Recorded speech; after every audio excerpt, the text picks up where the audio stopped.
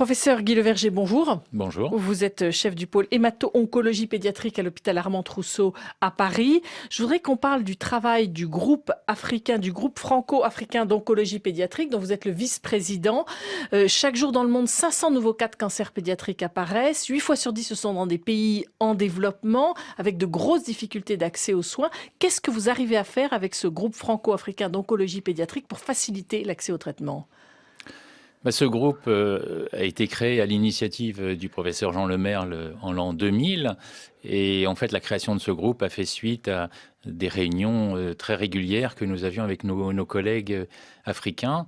L'objectif de ce groupe est de concrétiser un meilleur accès des soins pour les enfants atteints de cancer en Afrique, traités en Afrique, avec une aide de notre part sur la formation des médecins. Justement, en quoi consiste cette aide ?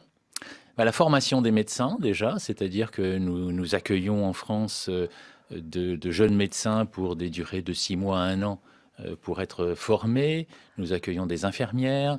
Nous avons participé à la création d'un diplôme de cancérologie pédiatrique qui se tient chaque année à Rabat depuis 3 ans. Et puis le groupe de soutien, il y a un comité de soutien du GFAOP qui joue un rôle absolument déterminant et qui nous permet d'une part d'avoir des financements et d'autre part de pouvoir aider sur le plan médicaments. Par exemple, adresser des médicaments aux différentes unités pilotes du groupe franco-africain d'oncologie pédiatrique.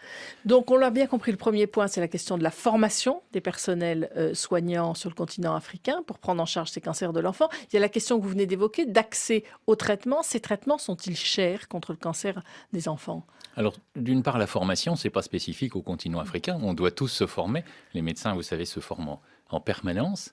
Et il y a donc l'ouverture d'une formation pour ces médecins qui travaillent en Afrique. Les médicaments ne sont pas très chers, en tout cas ceux que nous utilisons. Paradoxalement, par rapport aux nouveaux médicaments dont on parle beaucoup actuellement dans les cancers, en particulier de l'adulte, la chimiothérapie dite classique n'est pas chère, mais encore faut-il pouvoir l'acheter et tout a un coût malgré tout. Aujourd'hui, moins de 15% des enfants qui ont un cancer en Afrique francophone, en Afrique subsaharienne francophone, sont traités. Quels sont vos objectifs ? Nos objectifs, nous avons des objectifs assez précis pour la prochaine décennie 2016-2025.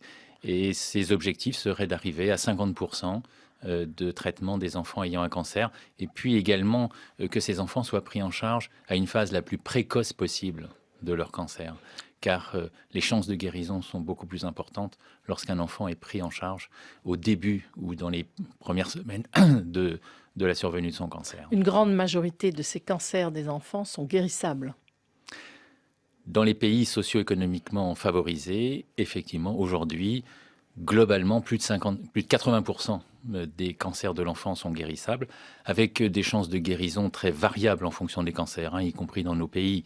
Mais néanmoins, 8 fois sur 10, on en guérit. C'est quand même ce chiffre-là qu'il faut retenir. Exactement. Si on a accès au traitement. Exactement. Merci, professeur Guy Leverger.